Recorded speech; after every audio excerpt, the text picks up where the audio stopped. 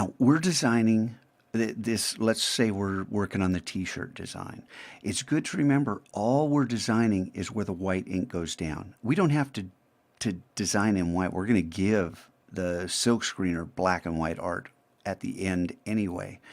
And they're going to create the screen and print white ink on either orange, or if I select this and change this, and this is not the blue, but we'll just say it is, kind of purpley blue, that the shirt, the color of the substrate, the background, shows through. So these are not orange letters on white squares. It's just a white square with a hole where the shirt will show through. Does that make sense?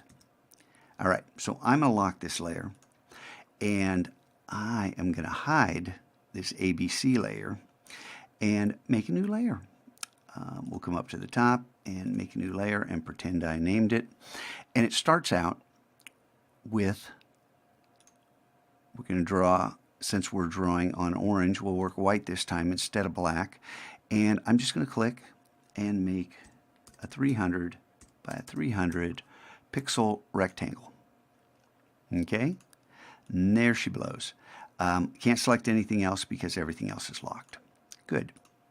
Now I want to move this, double click, and let's move it horizontally, say 310, vertically 0, and make a copy. And then Command D. Now our text. How are we going to work this?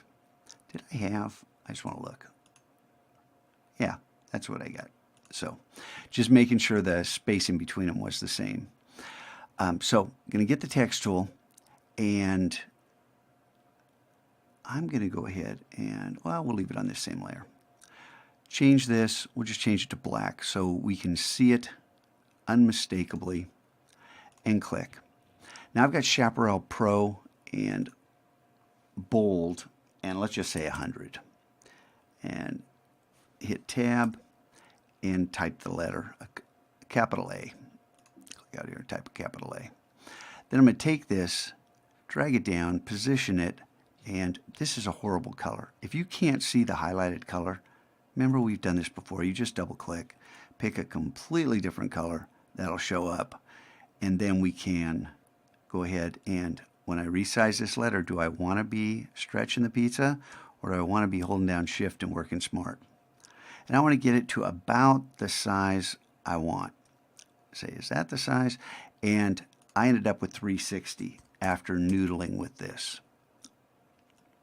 And then how do we center it on this square? How do we get this? Because the A, this particular font has a very distinct baseline and cap height. So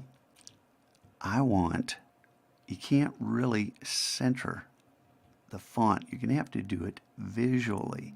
We'll be able to change this in a little while. Position it where we want. We can nudge it. And then I'm going to Option drag out a copy, hold down Shift to constrain it, try to put it right where I want it, and double click, triple click, capital B, and then again Option drag, hold down Command, triple click, capital C,